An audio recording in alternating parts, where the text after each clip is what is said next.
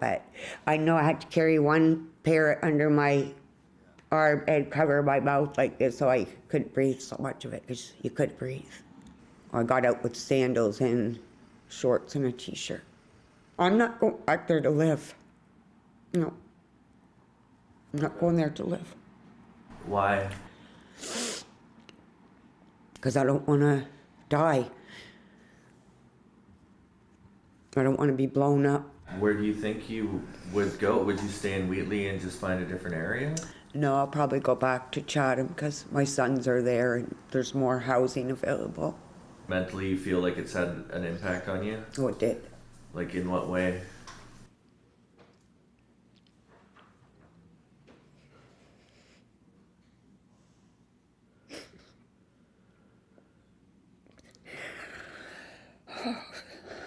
I just can't deal with it. Just can't deal with it.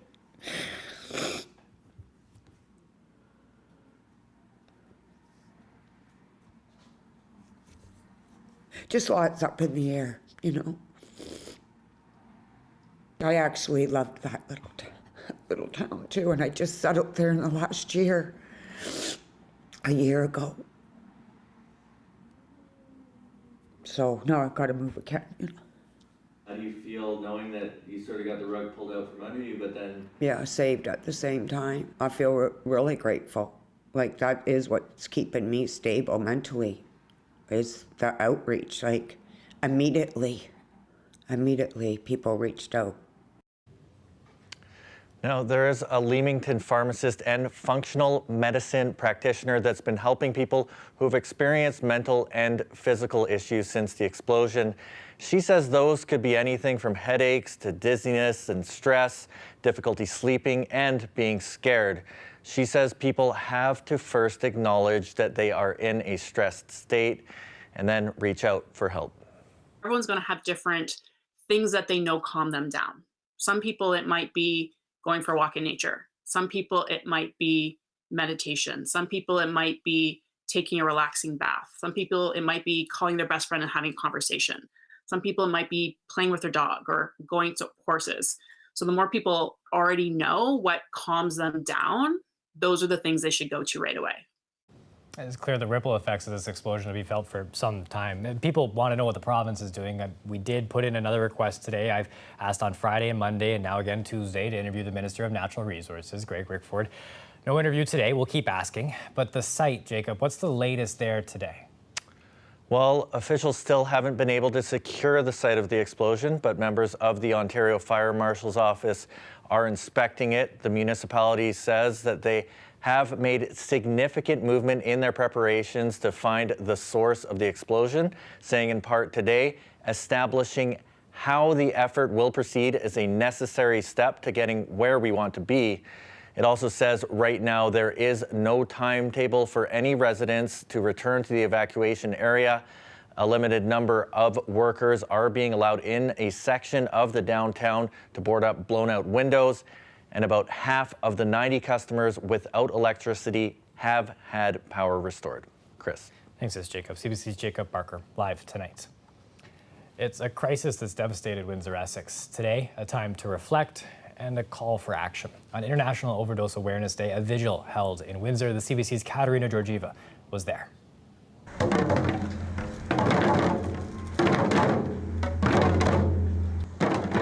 Heartbeats. Each one, someone struggling with addiction, someone who can be helped, making noise to erase the stigma, followed by silence. Silent heartbeats for each of the hearts that are no longer heard. At this Windsor church, a vigil with 64 crosses, all lives lost in 2020 to overdoses. All these guys were somebody's someone, and we need to talk about it. For Ness Pallon, the inspiration for this month-long awareness campaign, her brother Joe, who died of an overdose. I know he's looking down, and I know he's proud.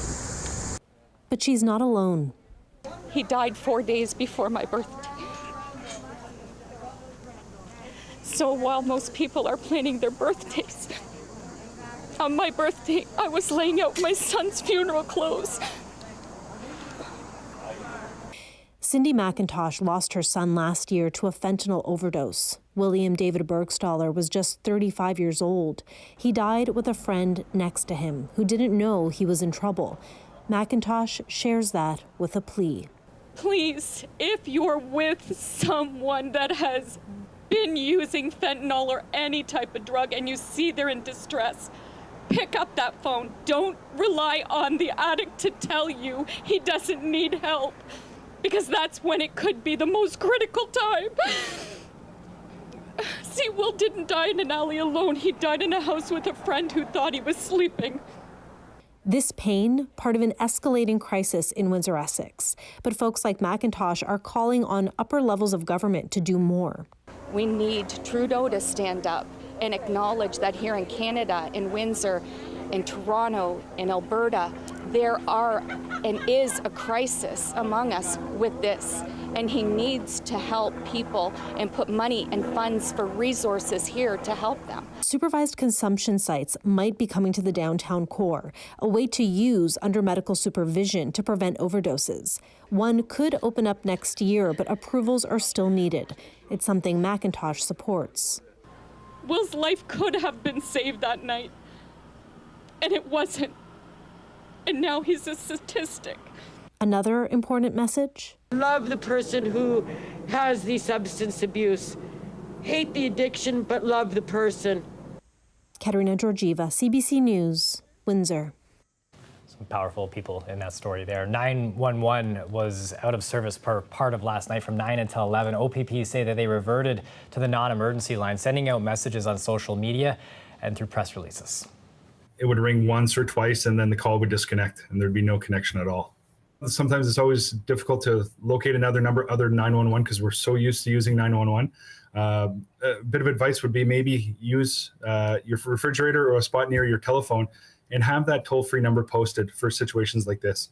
It's always nice to have a secondary number handy just in case we have issues with technology as we experienced last night. Now that number is 1-888-310-1122. OPP say it may have been an issue with the service provider. We turn now to local COVID numbers today. 62 new cases announced by Windsor Essex Health Unit. There are 527 active cases. Almost 60% involve variants of concern. 13 outbreaks at a workplace, 2 outbreaks in the community. One of them, the Southwest Detention Center. There are 11 people with COVID at Windsor Regional Hospital, 9 unvaccinated. 4 of those patients, they're in the ICU. Of them, 3 do not have a vaccine. There are 4 patients with COVID-19 at Erie Shores Healthcare. 3 are unvaccinated. 1 is at least partially vaccinated. The United States is urging its citizens to reconsider traveling to Canada. Both the Centre for Disease Control and Prevention and the State Department cite a high level of COVID-19 as the reason. The next step in this advisory scale would recommend that U.S. citizens not travel to Canada at all.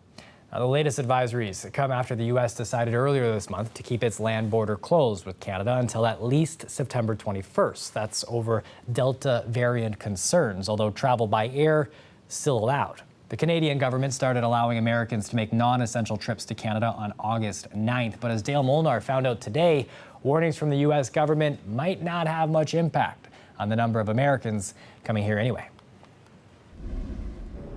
Americans were coming to Yi Pharmacy in Windsor in droves to buy prescription drugs before the pandemic because they were cheaper here than in the U.S. That dropped to 0 during the border closure, and the owner ended up mailing drugs to Michigan, except for insulin, which can't be mailed. He says only about 10% of his clientele have returned since the border opened August 9th. Yeah, we've seen a little bit increase, Americans coming back. But I think some of the reason why I haven't seen as many in the past is because not many of them are vaccinated yet. The same is true at the casino down the street. They say low vaccination rates in the States and COVID rules at the border have kept Americans away. They say when it comes to American clientele, quote, "We have not seen a material impact to our business at this time." Canada's vaccination rates are higher than the U.S. Justin Trudeau had this to say about the U.S. concerns. Getting back to normal quickly is something we want to do. And if people are fully vaccinated, they are low risk, extremely low risk. Americans visiting loved ones we spoke to don't intend to stop coming anytime soon. Absolutely. My family's here. My children are here.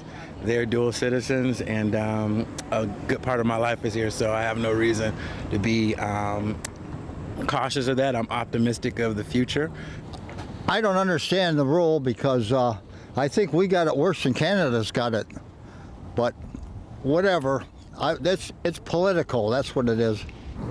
The earliest the American border will be open to Canadians for non-essential travel will be September 21st. Dale Molnar, CBC News, Windsor. The province has updated its COVID-19 screening guidance as students return to the classroom. It will focus on 5 categories of symptoms. Now, they include fever or chills, coughing or a barking cough, shortness of breath, a loss of taste or smell, and nausea, vomiting, or diarrhea. If a child reports any of those symptoms, he or she will be required to stay home, isolate, and get a COVID-19 test. Symptoms that are no longer on that list: runny noses, sore throats, and headaches.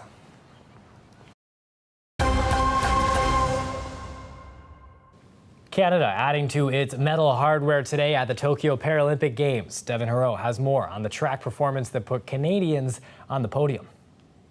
As the sun began to set on day 7 of competition here at the Tokyo 2020 Paralympics, it looked as though Team Canada might not win a medal for the first time in competition. But then magic unfolded inside National Stadium right behind me as 20-year-old Zachary Gingras of Markham, Ontario, took to the track, making his Olympic final debut in the men's T38 400-meter race. You could feel the tension inside the stadium as he got into the starting blocks, shot off the beginning of the race, and came charging down the stretch. A personal best time of 50.85, good enough for a bronze medal, his first Paralympic medal.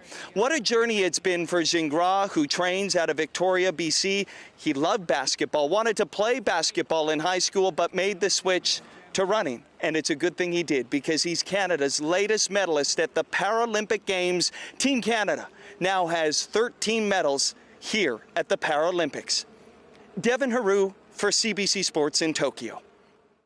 Now, some local athletes to look out for. The cycling road race starts at 8:30 tonight. Alex Hyndman from Morbath will take that race. And shortly after, Charlton Bolton from Tillsonburg will compete in the discus throw. That's going to be at 8:34. And swapping one set of blades for another, a group of hockey players who are blind have rolled into Windsor. They're starting their journey here, inline skating all the way to Ottawa in the hopes of raising money and awareness about the sport. We're in Windsor to kick off the start of our Courage 21 inline skate fundraiser from Windsor to Ottawa, 1,000 kilometers in 10 days to raise money to promote awareness about our sport and to grow it both at home and internationally. Well, this inline skate from Windsor to Ottawa marks the 10-year anniversary from the last skate we did in 2011 from Halifax to Toronto, and previously from Toronto to Vancouver in 2009. And these trips have culminated in raising hundreds of thousands of dollars for blind hockey across Canada. And part of the reason of starting in Windsor is that Windsor's actually going to start a blind hockey program this fall. So we want to kick off to give them support to say, hey, listen, we're here for you, and we're looking forward to having you join part of the blind hockey community. Currently, we have 3 guides and 3 skaters here in Windsor. We're going to do it relay style. We have a couple guest speakers along the way, so other either blind or partially sighted hockey players, as well as other sort of guest sort of skaters that will join us. But collectively, as the partially sighted and blind skaters that will be skating, we'll do a combined of at least 100 clicks a day to get up to our total of to get to the total of 1,000 by the end of the trip. I think it's just as much of a mental test as it is physical test, and obviously it's it's quite the workout, skating every day, but it's also quite the workout mentally too. Constantly ensuring that while you're getting in your kilometers every day, you're also committed to raising money, raising awareness, and that the campaign is a success overall. Everyone that is part of this campaign to raise money, or everyone who's part of the Canadian blind hockey community or the blind community in general, we all face adversity and challenges every day. We wake up with challenges, so this is really no different, quite frankly. To me, and I think everyone else that's part of it, it's, let's do it. And, there's no such thing as, can't, or, it's impossible. It's just, let's, demonstrate to the youth and the other people that follow us that, sky's the limit. You want to do it, just put your mind to it. Really excited to check out that program when it comes here to Windsor. As we take a look outside there, it is warm, but not as bad as it was last week. Nick Sirkovich is going to break down the details in his forecast next.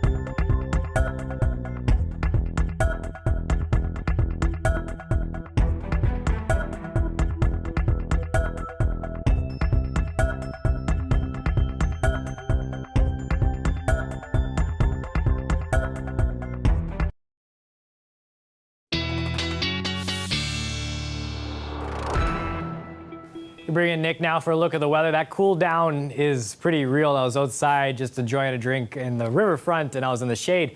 And I scooted a little bit over to get some of that sun, man. I know, eh? It was getting too cool. Yeah, it's amazing what a day makes, in terms of the difference in weather. But it's all in the humidity. I mean, we had temperatures today that were similar to yesterday, but the humidex starting to come down as well. Good deal of sunshine out there, but again, it's just that humidity. It makes all the difference, and we're not going to see much in the way of humidity coming up over the at least the next 5 days in our long-range forecast. We're sitting at 24 degrees right now down in Windsor. Similar temperatures in southwestern Ontario with the humidex only feels like 28. So, I mean, certainly not the 30s or even the 40 mark that we saw into last Sunday. Now, bit of high cloud cover rolling across overnight tonight. So sort of toward the later evening and overnight tonight, we may see a few spits and spots of showers, but nothing organized. So, I mean, if you do see it, it's going to be very light and short-lived. Generally, though, we're looking at a dry forecast here for southern Ontario. Now, still tracking Ida, or the remnants of it. Ida getting swept up in the upper level flow and kind of doing what's called extratropical transition. It basically goes from a tropical storm to a mid-latitude storm. And as it pushes eastward here, you'll notice it just slides south of southern Ontario. So that means we'll see some spillover cloud cover. Again, maybe a few spits and spots of showers through the overnight, but that would be about it. Otherwise, it clears out into tomorrow and in through Thursday as well. We got lots of sunshine in the forecast, but not a whole lot in the way of humidity. Winds are going to be out of the east or the northeast, and that means that we're going to see sort of drier air in place. They will be gusty tomorrow, though. Gusts up to about 40 kilometers per hour down in the Windsor area. Now, for tonight, we're looking at temperatures of about 15, 16 degrees. And again, slight chance of seeing a few spotty showers. 26 degrees tomorrow, pretty much unseasonal, but no humidex to speak of over the next few. Lots of sunshine into Thursday and Friday as well. Looking forward to the long weekend, of course. I got to put at least one day of rainfall in there, and that is Sunday. So if you got plans, Saturday's the better day. But you know what? Things can change in the next few. We'll see. It's part of the contract, right? You got to put it in. It's that, you got to put it in, right? Weekend. It's a long weekend, and then sunshine on what, Tuesday? Yeah, that's fine. Give us some. Leave the people wanting more. That's right. That's all about. Thanks, Nick. All right. Now coming back, we are going to take a look at Jeopardy and try and figure out what exactly is going on over there.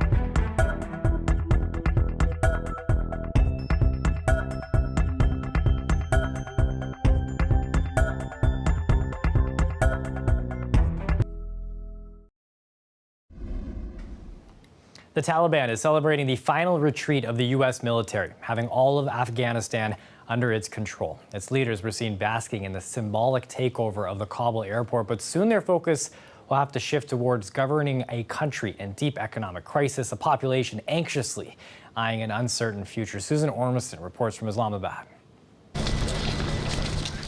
Extraordinary images on the Kabul airstrip this morning as Taliban leaders strode confidently onto that airstrip, flanked by Taliban fighters wearing mostly U.S.-supplied military uniforms and wielding their assault rifles. The Taliban leaders congratulating their fighters for defeating a great power. The U.S. aggression was a reckless act from the beginning, says Taliban spokesperson, and their defeat should be a message for all invaders. The airport is now under full Taliban control, but it's not operational yet to commercial air traffic. The Taliban said it may call on the Turks and Qataris to help get that airport up and running, a critical link for those who still want to get out of the country, needing to flee, and also for humanitarian aid coming in. A humanitarian crisis may be brewing as people are out of cash, civil servants haven't been paid in months, and food prices are rising. So real concerns there. One Kabul resident said, "We don't want a foreign power in our country anymore, but what we need is bread and water." So a real focus on their economic concerns. Here in Pakistan, the foreign minister says he expects a new Taliban government to be announced within days. And at the market here, we spoke to several shopkeepers who support a change of regime to the Taliban, saying they look forward to the borders being more open and it's good for business. But back in Kabul, many people very wary, very worried and anxious about what the new government will bring, especially since many hardline leaders have emerged from hiding and are expected to take key roles in that new government.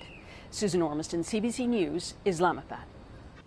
An abrupt exit today for the one-time executive producer of the game show Jeopardy! Mike Richards is gone. Richards' downfall comes after a botched search to replace the late Jeopardy! Host Alex Trebek. Richard was in charge of that search and ended up appointing himself. Now, that move had fans howling. Comments made on an old podcast demeaning women and ethnic groups didn't help. Richards stepped down as host a week ago. Wasn't enough. Sony said today his presence is causing too much disruption. He's been fired from producing duties on both Jeopardy! As well as Wheel of Fortune. You ever get the feeling you're not alone? The crew of a ship off of Greenland did. They realized that they had an unexpected visitor when a polar bear appeared on deck. Now, the bear had been following the ship for days before getting on board last week. It made its way towards the food that it smelled coming from the kitchen. The ship's skipper decided to try to save the bear's life by firing a warning shot instead of shooting it. Now, when that didn't work, a helicopter was called in to get the bear to hop off, which finally worked amazingly. The bear still followed the ship the next day. I guess you could call that the Polar Express. That's it for CBC Windsor News. Don't forget, for news anytime, you can go to our website, cbc.ca/Windsor. We're on Facebook, Instagram, and Twitter. The Rick Mercer Report is up next. Thanks for watching. Have a good night.